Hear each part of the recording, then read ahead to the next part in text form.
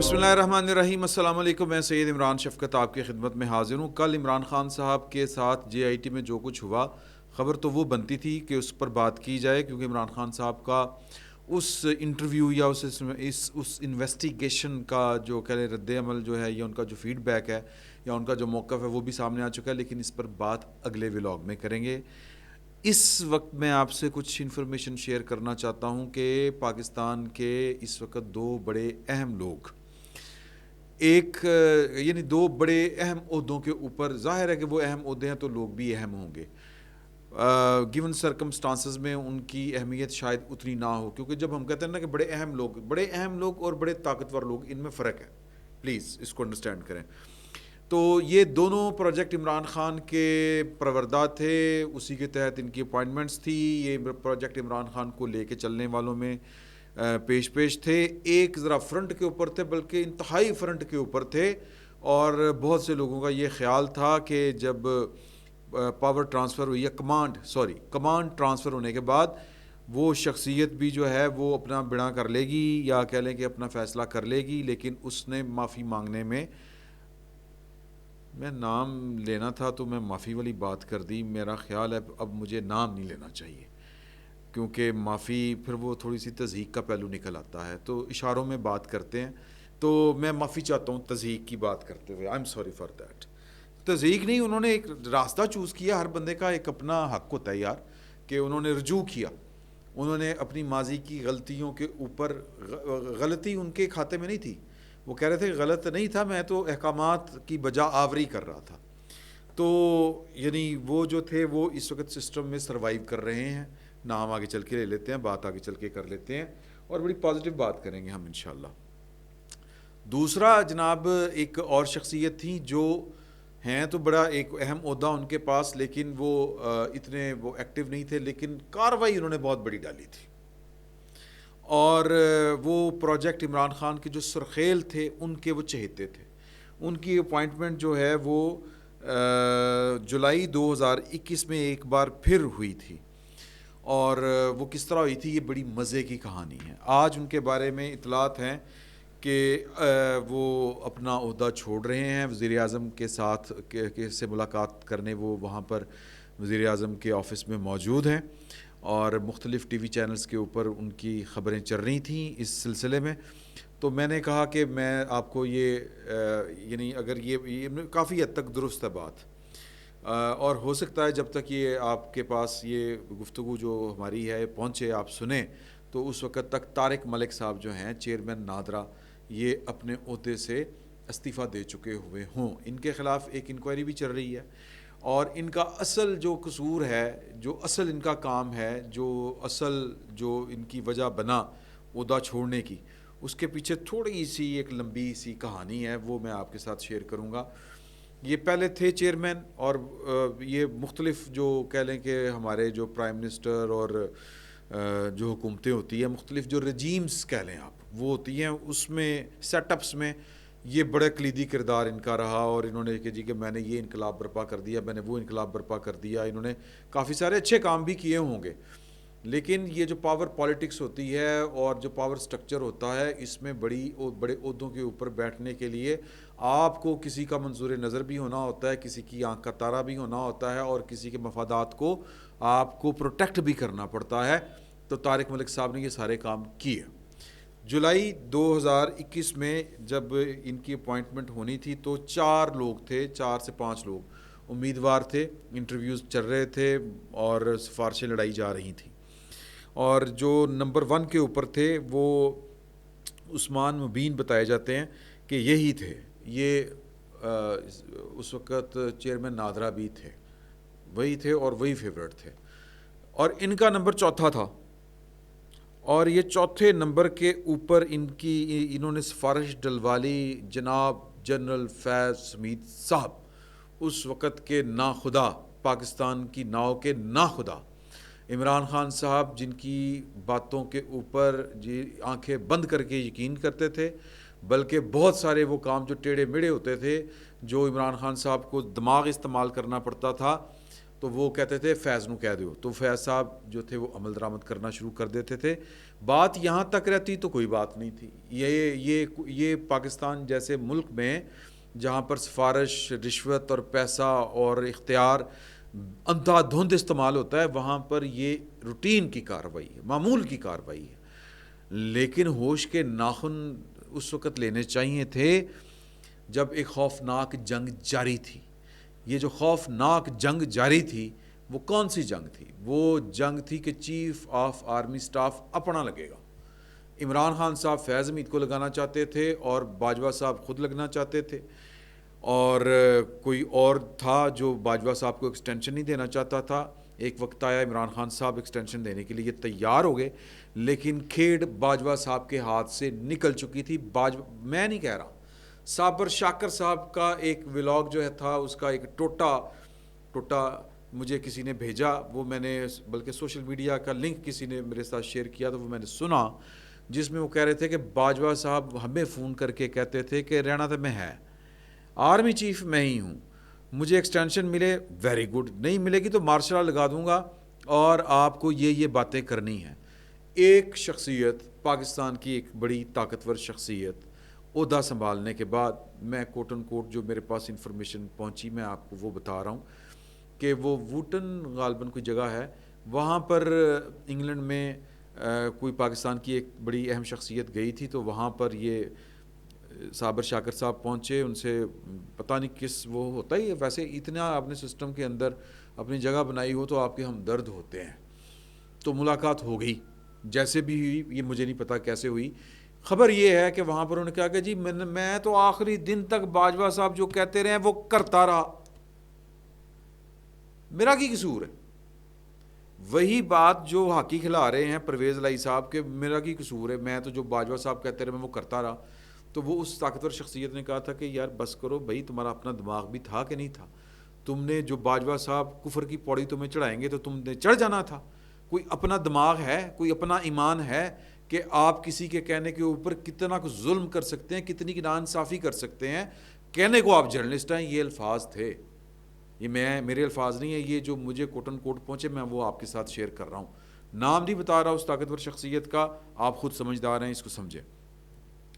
تو کہنے کا مطلب یہ ہے کہ باجوہ صاحب اس طرح کی گیمیں کر رہے تھے, تو تب عاصم منیر صاحب کا راستہ روکنا مقصود تھا, کیونکہ نواز شریف صاحب ہوں, زرداری صاحب ہوں, یہ کہہ رہے تھے کہ جی کہ اس کے اوپر ہم نے کمپرومائز نہیں کرنا پرائم منسٹر کے اس اختیار کے اوپر. کوئی پرائم منسٹر کی سنگی کے اوپر نو رکھے گا اور آ کے کہے گا سر دباؤ, ٹینشن کا دور کہ پرائم منسٹر کو تڑیاں لگ رہی ہیں, فیض حمید صاحب سفارشیں ڈلوا رہے ہیں, کبھی نواز شریف تک پہنچ رہے ہیں, کبھی مراد علی شاہ صاحب کے ذریعے, یہ وہ امریکہ میں تھے اور ان کے ذریعے یہ آصف علی زرداری تک پہنچ رہے تھے. کون؟ باجوہ صاحب.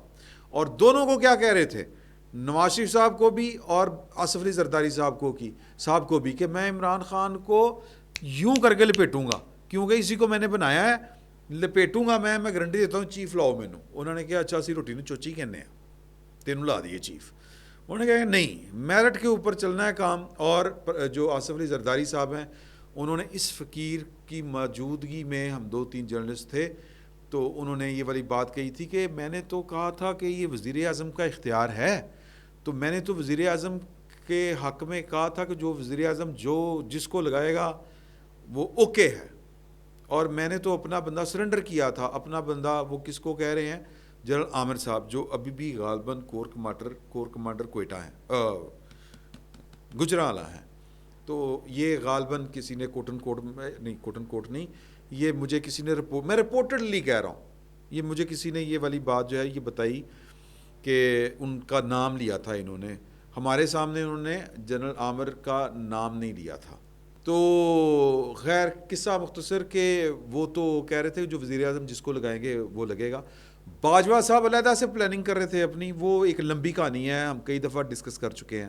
قصہ مختصر, ان دنوں عاصم منیر صاحب کا راستہ روکنے کے لیے فیض حمید صاحب نے کارروائی ڈالی. آپ کے نالج میں یہ اعزاز سید صاحب کی بھی خبر ہے, یہ بلکہ انہی کی خبر ہے, میں تو ان کو کوٹ کر رہا ہوں, ایٹریبیوٹ کر رہا ہوں ان کو. انہوں نے کہا کہ جی انہوں نے وہ جو ہے نا نادرا کا جو ہے وہ ڈیٹا آفس چاغی والی سائڈ کا دور دراز کا علاقہ ڈھونڈا کہ وہ سسٹم میں پہنچیں, وہ ڈی کوڈ کریں, جائیں, نکالیں. اور عاصم منیر صاحب کی اہلیہ کے جو دورے ہیں بیرون ملک کی جو دستاویزات یا تفصیلات وہ نکالی جائیں, اور یہ ثابت کیا جائے کہ جی کہ یہ ایران جاتے ہیں, یہ ان کی ایران کے ساتھ خاص ہمدردی ہیں کیونکہ ان کا سکول آف تھاٹ جو ہے وہ ایرانیوں والا ہے, اہل تشیع ہیں.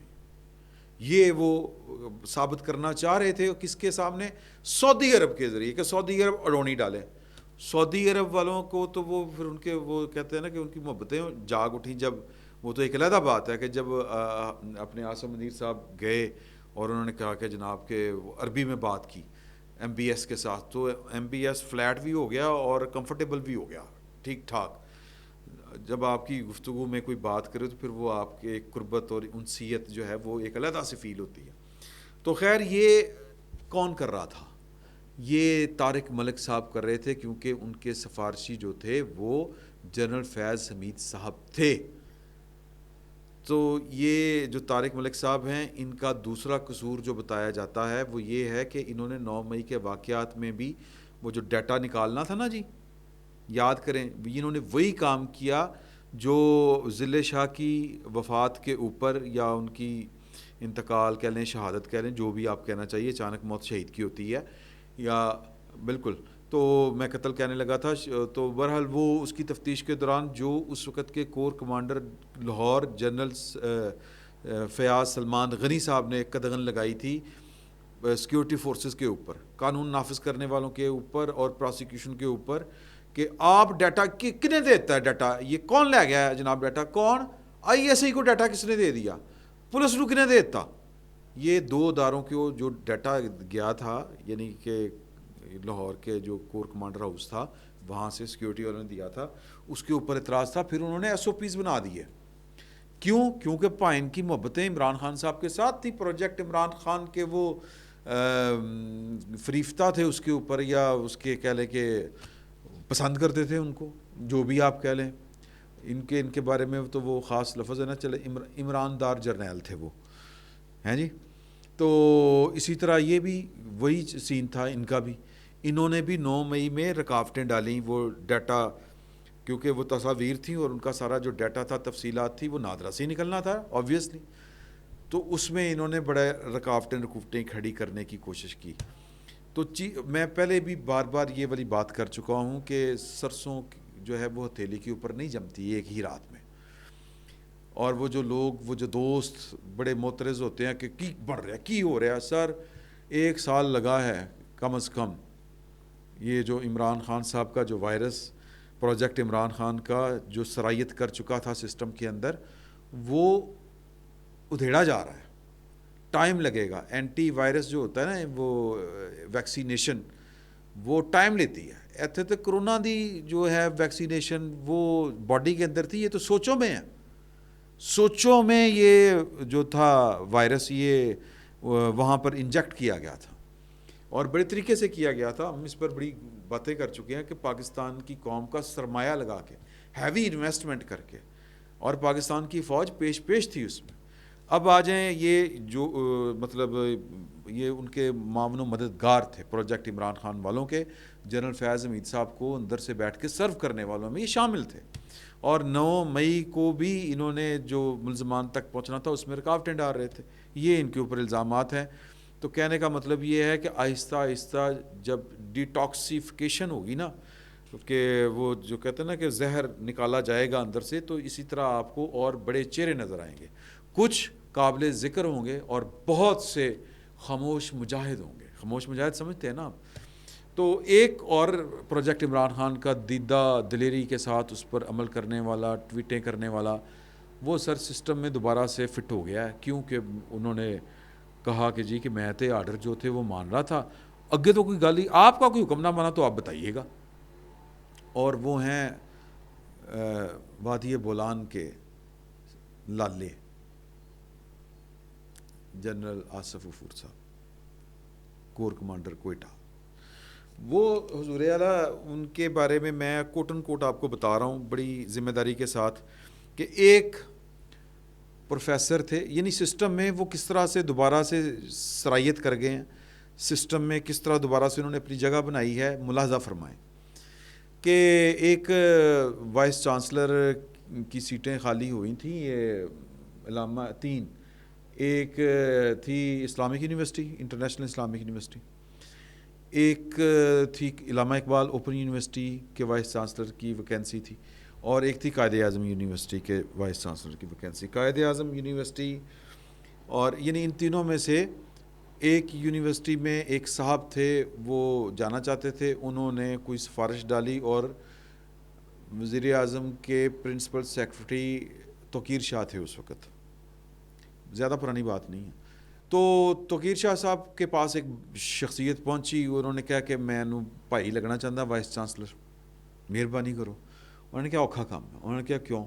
انہوں نے کہا جی کہ ایک سیٹ تے مولانا فضل الرحمان صاحب دی پکی اسلامک یونیورسٹی کی, اتنے تے کوئی اچھا باقاعدہ کمیٹی ہے, باقاعدہ رانا تنویر صاحب انٹرویو لے رہے تھے. وہ ایک کمیشن ہے جو ہائر ایجوکیشن کمیشن کا کے سے متعلقہ ایک کمیٹی تھی, اس کے چیئرمین کے طور پر رانا تنویر صاحب اور بھی اس میں کافی بڑے ہائی فائی لوگ تھے. انہوں نے انٹرویوز لیے ان وائس چانسلرز کی ضابطے کے مطابق تقرری کے لیے. تو توقیر شاہ صاحب کوٹ ان کوٹ دروغ بر گردن راوی, لیکن یہ پکی خبر میں آپ کو بتا رہا ہوں, یعنی یہ بتانے والے نے توقیر شاہ صاحب کو کوٹ کیا ہے. توقیر شاہ صاحب نے جناب کہا کہ ایک تو وہ مولانا فضل الرحمان کی سیٹ ہے, اس پر تو کمپرومائز ہی نہیں ہو سکتا, وہ تو گئی سمجھو. اچھا جی, دوسری ابھی انٹرویوز ہونے ہیں. دوسری انہوں نے کہا جی کہ ایک سیٹ جڑی ہے نا وہ آصف غفور صاحب لے اڑے ہیں, ان کی سفارش پر ایک بندہ لگے گا. میرا یہ خیال ہے, میرا یہ گمان ہے کہ وہ ڈاکٹر نیاز احمد اختر ہوں گے, کیونکہ وہ بتانے والے نے بتایا نہیں مجھے. میں سیدھی بات کروں گا, وہ آگے چل کے وہ بتا دیں تو پھر مجھے میں شیئر کر دوں گا آپ کے ساتھ. تو ابھی جو ہے وہ میرا یہ گمان ہے, کیونکہ ڈاکٹر نیاز احمد جو ہیں وہ قائد اعظم یونیورسٹی کے وائس چانسلر لگے تھے, اور ڈاکٹر نیاز احمد اختر صاحب جو ہیں ان کا بیک گراؤنڈ جو ہے وہ بڑا کرو گروپ ہوتا ہے نا, کرو گروپ, یہ بہت وہ چلتے پرزے نہیں ہوتے, سسٹم کو سمجھنے والے اور لوگوں کو شیشے میں اتار کے رکھنے والے. یعنی یہ عثمان بزدار صاحب کے ساتھ بھی فل وہ ہے ٹچ بٹنا دی جوڑی, ٹیٹ مول, سکون مول, مٹھے چول, اور ان کی جو ہے اس کے بعد حمزہ کے ساتھ بھی بڑی یس مال ہو گئی تھی. تو کوئی بڑی بات نہیں, آصف غفور صاحب کے ساتھ بھی انہوں نے کوئی یس مال کیا ہو. پوائنٹ جو ہے وہ وائس چانسلر کا نہیں ہے. پوائنٹ یہ ہے کہ ایک شخص یعنی کہ دو شخص, ایک جو عمران خان صاحب پروجیکٹ عمران خان میں سرو کر رہا تھا, جنرل فیض حمید صاحب کی باقیات کا حصہ تھا, وہ جناب اب سسٹم سے آؤٹ ہو رہا ہے طریقے کے ساتھ, سلولی گریجولی. میں صرف پوائنٹ یہ ہے کہ کچھ وہ لوگ جو پروجیکٹ عمران خان میں بڑے کہہ لیں کہ کلیدی کردار بھی ادا کر رہے تھے اور اس پر قائم بھی تھے ابھی تک, ان کو وہ سسٹم چھانٹ رہا ہے, ان کو نکال رہا ہے. اس کا مطلب یہ ہے کہ عمران خان صاحب کے خلاف گھیرا تنگ ہو رہا ہے, اس کا سادہ سا مطلب یہ ہے. تو طارق ملک صاحب اس کی ایک مثال ہے, حالانکہ بظاہر بے ضرر سے ہیں, لیکن کارروائی کی وڈی پائی انہوں نے کہ آصف منیر صاحب کے خلاف جو لابنگ تھی اس میں وہ اعلی کار بنے, انہوں نے اپنے اختیارات کا استعمال کیا اور جنرل فیض حمید صاحب کے کہنے کے اوپر کیا. اور دوسری طرف پروجیکٹ عمران خان سے جنہوں نے توبہ کر لی وہ آج بھی افسر نے سر, اور اپنے بندے لوا رہے ہیں.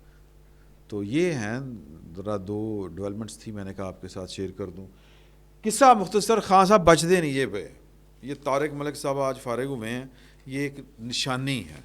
یہ کہتے ہیں نا کہ عقل مند کے لیے نشانی کافی ہوتی ہے, اور آپ اچھے خاصے عقل مند, ہماری قوم ہے, اور کچھ سمجھتی ہو نہ سمجھتی ہو, یہ سیاسی تگڑم بازی کو بہت اچھی طرح سمجھتی ہے. تو آنے والے دنوں میں عمران خان صاحب جو ہیں وہ آپ کو سلاخوں کے پیچھے نظر آئیں گے, پرویز الہی صاحب کی طرح. فی الوقت اتنا ہی, بہت بہت شکریہ.